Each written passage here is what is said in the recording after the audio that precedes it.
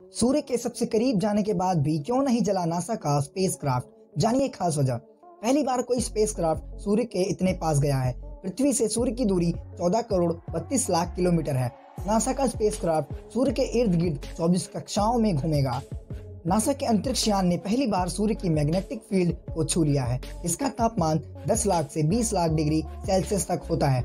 वैसे तो पृथ्वी से सूर्य की दूरी लगभग 14 करोड़ 32 लाख किलोमीटर है, लेकिन भारतीय संस्कृति में सूर्य को हमेशा ही हमारे करीब रहा है और आप में से बहुत से लोग हर सुबह सूर्य नमस्कार भी करते होंगे। इसलिए आज आप चाहें तो सूर्य को बहुत करीब से नमस्कार भी कर सकते हैं।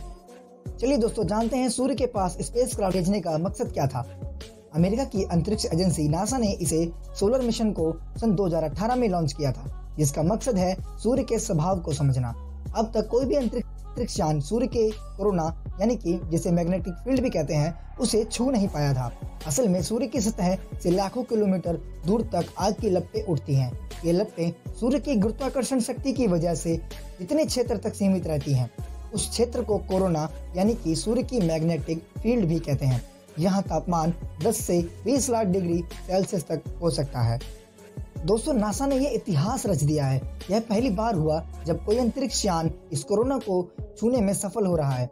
अब ये मिशन सन 2025 तक चलेगा और इस दौरान ये अंतरिक्ष यान सूर्य के इर्द गिर्द कुल 24 कक्षाओं से गुजरेगा। इस मिशन में पृथ्वी पर वैज्ञानिकों को पहली बार सोलर विंड्स के बारे में सही जानकारी भी मिल सकेगी। दोस्तों, सबसे बड़ा सवाल अब ये उठता है कि सूर्य के पास इतना करीब जाने के बाद भी क्यों नहीं जला ये स्पेसक्राफ्ट। चलिए दोस्तों, हम आपको बताते हैं। हालांकि बहुत से लोगों में ये बात होगी कि अंतरिक्ष यान सूर्य के इतना करीब जाकर भी क्यों नहीं जल सका। असल में अंतरिक्ष यान पर कार्बन पार्टिकल से बनी हुई एक थर्मल शील्ड भी लगी है, जो इस यान को जलने से बचाती है। और इसके अलावा इसके अंदर एक कूलिंग सिस्टम भी है जो इसे लगातार ठंडा रखता है। दोस्तों, पृथ्वी से सूर्य की दूरी भले ही 14 करोड़ 32 लाख किलोमीटर है, लेकिन अगर करोड़ों भारतीयों के मन से सूर्य की दूरी देखें तो सूर्य हमें अपने काफी नजर आता है। साथियों, बात करें कि सूर्य के इतिहास की, तो दोस्तों बहुत ही पुराना है सूर्य का इतिहास। भारत में सूर्य देवता की पूजा का इतिहास हजारों वर्ष पुराना है। ऋग्वेद में सूर्य को देवता के समान माना गया है। इसके अलावा ऋग्वेद में सूर्य को अच्छे विचार, अच्छे स्वास्थ्य और रोशनी का एकमात्र स्रोत भी माना गया है।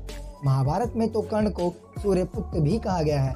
असल में महाभारत के समय जब कुंती ने दुर्वासा ऋषि के बताए हुए मंत्र का प्रयोग करके सूर्य का आह्वान किया तथा उसके फलस्वरूप कर्ण की उत्पत्ति हुई थी और इसी कारण पुत्र भी कहा जाता है।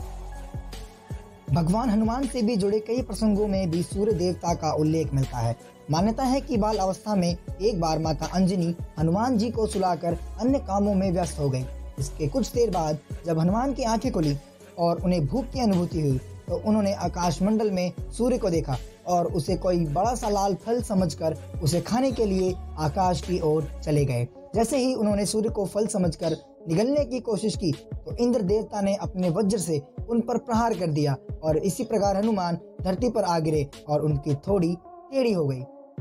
साथियों, आपको बताना चाहूंगा कि भारत में एक सूर्य देवता का मंदिर भी मौजूद है। जी हाँ दोस्तों, बिल्कुल सही सुना आपने। आप इसके बारे में शायद जानते भी होंगे। ये भव्य मंदिर उड़ीसा के कोणार्क में स्थित है, जिसे 13वीं शताब्दी में यानी कि आज से 800 वर्ष पूर्व बनाया गया था।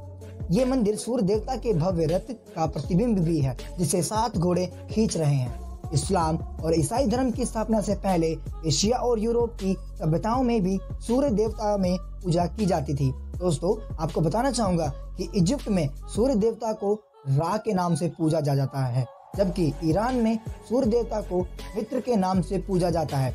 और दोस्तों, एक खास बात और भी है कि रोमन साम्राज्य में भी इसे सोल के नाम पूजा जाता है। तो दोस्तों, ये थी कुछ खास बातें स्पेसक्राफ्ट के बारे में जो कि सूर्य के इतना करीब जाकर भी नहीं जला। दोस्तों, ये बहुत ही बड़ी उपलब्धि है हमारे साइंस के लिए। दोस्तों, इसी के साथ आज का वीडियो समाप्त होता है। आशा करता हूँ कि आपको जो जानकारी हमारे द्वारा दी जा रही है आप उसे भरपूर लाइक और कमेंट भी करेंगे और वीडियो को अपने दोस्तों तक शेयर भी करेंगे। साथियों, चैनल पर अपडेट बने रहिएगा ताकि आने वाली वीडियोस का नोटिफिकेशन आपको मिलता रहे।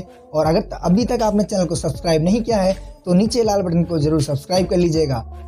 तो दोस्तों, मिलते हैं अपने एक और अगले शानदार वीडियो में। तब तक के लिए जय हिंद, जय भारत।